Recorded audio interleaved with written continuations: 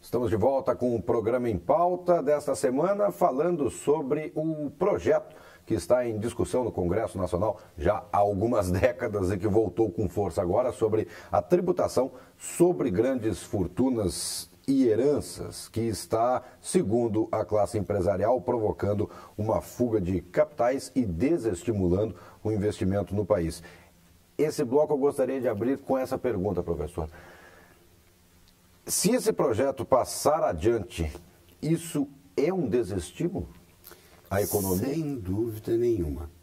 Não é só desestímulo a quem possui grandes fortunas, ou quem possui fortunas, né, mas ao ânimo que esse pessoal vai ter para continuar investindo. Esse dinheiro, o dinheiro do pobre é sofrido para conseguir, mas o do rico também é. Né? Ele pode vir em maior volume, né, com mais facilidades, mas também não é tão fácil assim. Porque, na verdade, nós vivemos numa ciranda, né? Um tira dinheiro do outro e quem ficar mais no final da brincadeira ganha. É o caso do rico. E ele ganha por quê? Porque ele teve alguma estratégia, alguma coisa diferente. Então, além desse desestímulo que vai se transformar em não investimento na economia, ou seja, não crescer nível de emprego, para que as pessoas possam guindar a uma outra classe social, vai acontecer da saída, da fuga de capital, como nós falamos antes.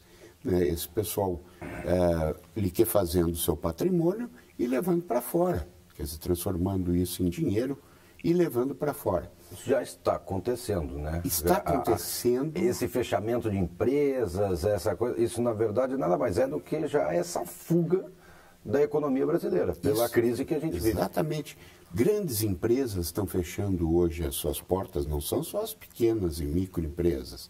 As grandes empresas estão fechando suas portas e levando dinheiro para fora. Te dou um exemplo, conversei 2 semanas atrás com 3 empresários de São Paulo. Um deles tem 3 mil empregados e os 3 foram taxativos em dizer: nós estamos liquidando a empresa, eu estou liquidando minha empresa aqui, vou vender tudo e vou para fora desse país.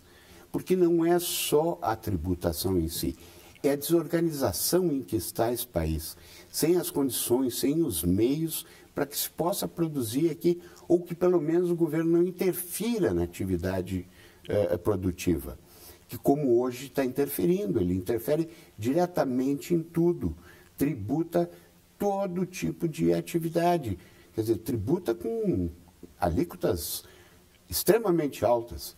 E aí também decorrem os encargos sociais, quer dizer, se tu quer formalizar todo o teu negócio, tu não vai ter margem para poder operar.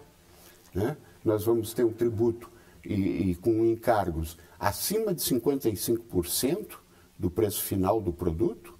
Quer dizer, quem é que vai poder, todo mundo vai trabalhar para o governo.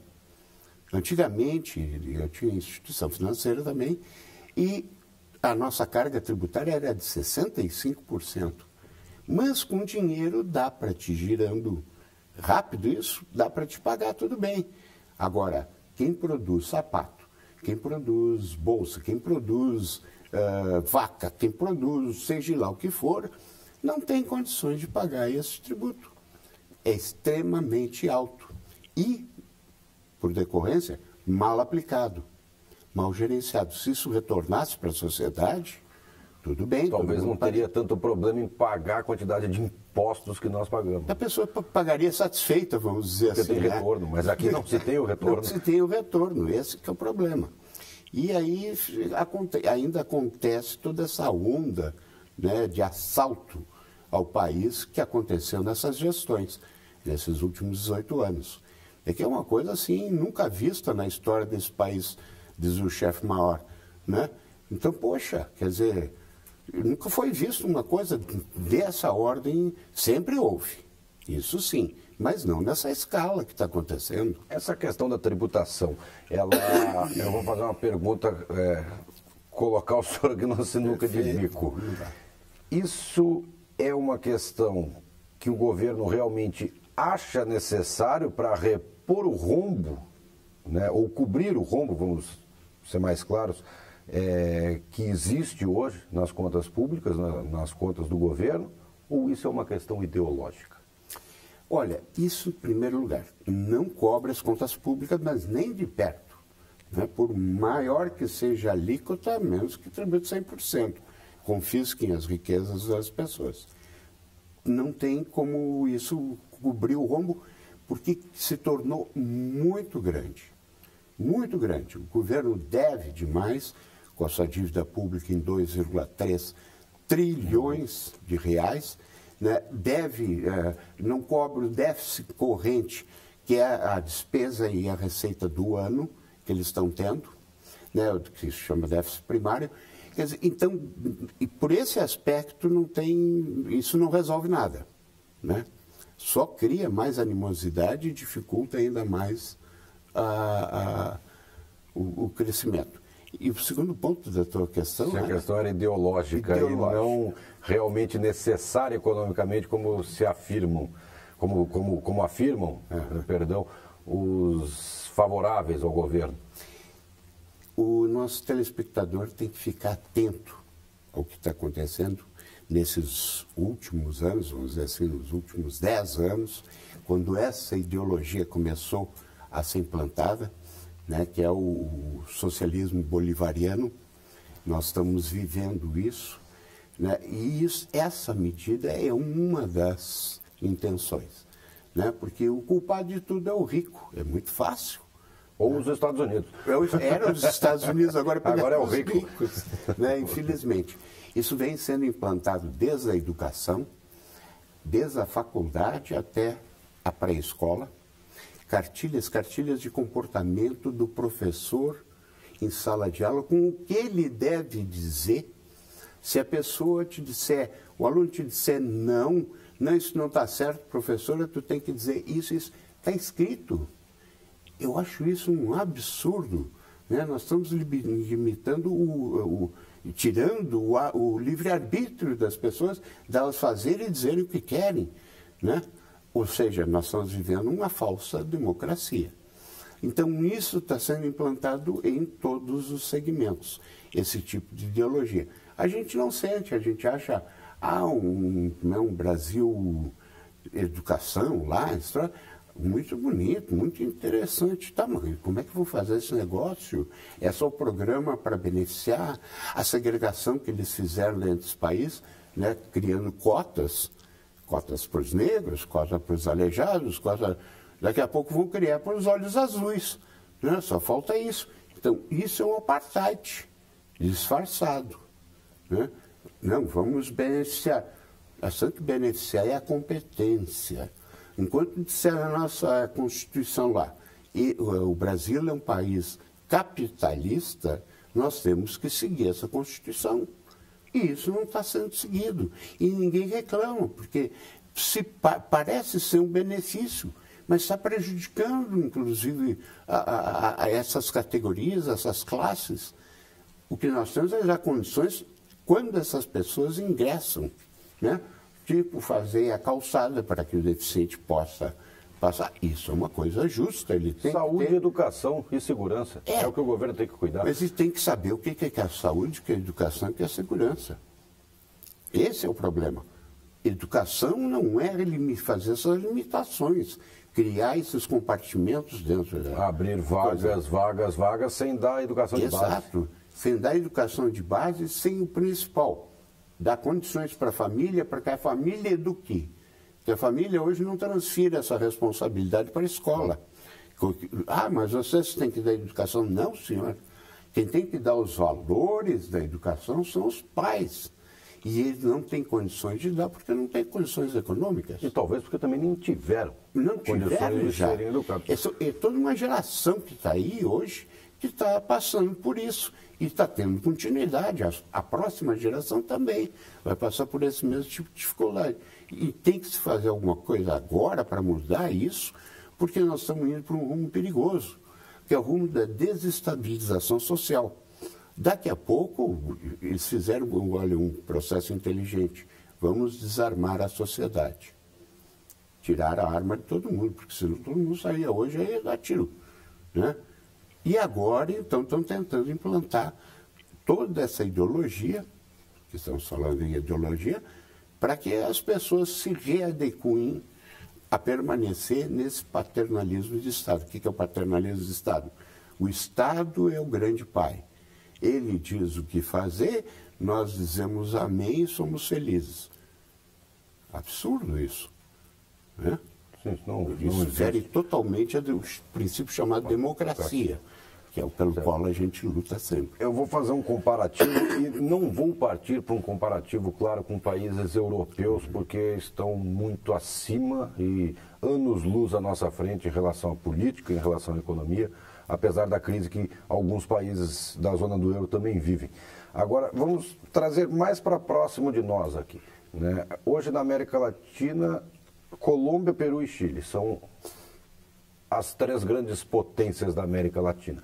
Aqui dessa parte para baixo nossa, não falando em termos do México. E voltando a falar dessa questão da tributação, por exemplo, o Peru no último ano cresceu 7,7%.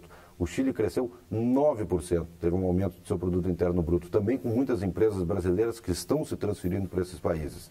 E uma atitude dos governos desses países, desses 3 países que eu estava pesquisando, Colômbia, Peru e Chile, é a de reduzir o máximo a carga tributária para a instalação das empresas, né? Ou seja, às vezes, quando não se abonam os impostos durante 5, 10 anos para que a empresa seja instalada e gere emprego nessas regiões, e um projeto que foi feito nesses 3 países, que difere dessa questão que está sendo discutida aqui sobre a tributação em cima de grandes fortunas, nesses 3 países eles conseguiram aprovar um projeto na qual o pobre paga menos imposto, mas o rico não é super taxado. Isso deveria ser feito aqui também?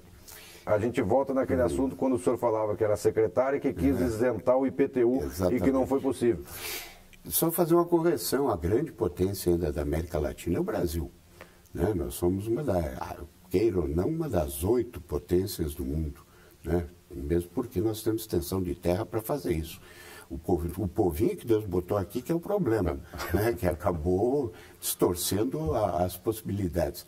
Porque o problema nosso é um problema simples, é um problema de moralidade, ou seja, nós temos que ter princípios e valores. Esses países, via de regra, esses países europeus, como tu estava colocando, eles não têm essa mentalidade de propina, de sonegação, de jeitinho, o famoso jeitinho. Né?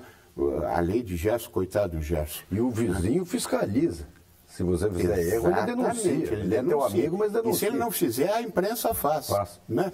Então, hoje, a imprensa está com uma liberdade muito grande, está conseguindo botar para fora todos esses podres.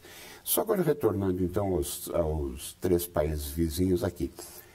Esse tipo de atitude é a positiva. Ou seja, quanto menor for a carga tributária para todos os recolhimentos, mais tributos o governo arrecadará. Né? Então, se ganha mais na quantidade e não na quantidade de pessoas que estão pagando, de renda gerada principalmente, do que tributar sempre os mesmos. Isso é uma política burra em termos de economia, né? Todo mundo sabe, porque existe um troço chamado economia de escala. Né? Quanto maior for a base de arrecadação, mais tributo tu vai ter. Se tu diminui a base, tu arrecada menos, é o que o governo está sentindo hoje. Houve uma redução nas empresas, elas estão pagando menos tributo, estão recolhendo menos tributo, o tributo está caindo. E o governo está desesperado, porque está gastando esperando receber o que recebia. Né? Então, essa distorção, esse nó, tem que ser desfeito em termos do Brasil. Como é que começa isso? Termos constitucionais. Nem todos somos iguais perante a lei. Vamos tratar os iguais igualmente e os desiguais desigualmente. Aí sim vai poder se fazer políticas sociais, né? Para esse pessoal que não tem. Pô, por que o pobre paga a mesma carga tributária da comida do rico? O peso tributário é o mesmo, porque os impostos que incidem sobre alimentos são iguais, independente da categoria. Pô, isso podia ser diferenciado. Nós podíamos ter um povo melhor alimentado, mais saudável, né, que pudesse ter mais condições de pagando propiciar menos por isso. educação, né, que não precisasse roubar ou desvirtuar as crianças se desvirtuarem. Por quê? Porque o pai ganharia mais, mas não, o grande pai tem que dar o vale isso, vale aquilo, a bolsa tal, isso, para segurar o voto desse pessoal, que no fundo se resume a isso. Tem seus benefícios. O Fernando Henrique, quando criou o Bolsa Família, teve um impacto social muito grande. Agora, hoje já desvirtuou todo esse projeto. Né? Quer dizer, então, voltar às suas origens, fazer com que essas pessoas tenham condições de sair disso e os ricos se sintam tranquilos, firmes, para poder investir na economia. Bom, vamos investir, nós sabemos que vamos ganhar um retorno. Isso não acontece hoje. Tá certo. Denardinho, obrigado mais uma vez pela participação aqui com a gente, né? Infelizmente, nosso tempo acabou, a gente tem que encerrar o programa e, novamente, já deixo aberto o convite para uma próxima oportunidade para quando a gente for discutir qualquer assunto relacionado à economia. Eu te agradeço, Bruno, o convite, estou sempre aberto, sempre à disposição e também quero saudar os nossos telespectadores e lembrar que não se choquem tanto com o que nós falamos aqui, porque tudo é muito em tese. Agora, fique atento ao que está acontecendo. Isso sempre, para que você não seja pego desprevenido. Tá certo. Mais uma vez, obrigado pela participação. Esse é o financista Luiz Denardim falando sobre um projeto que está em discussão no Congresso Nacional da tributação sobre grandes fortunas e heranças. O programa em pauta desta semana fica por aqui. Nós voltamos na semana que vem com mais um assunto para ser debatido e eu conto mais uma vez com a participação de vocês. Até lá.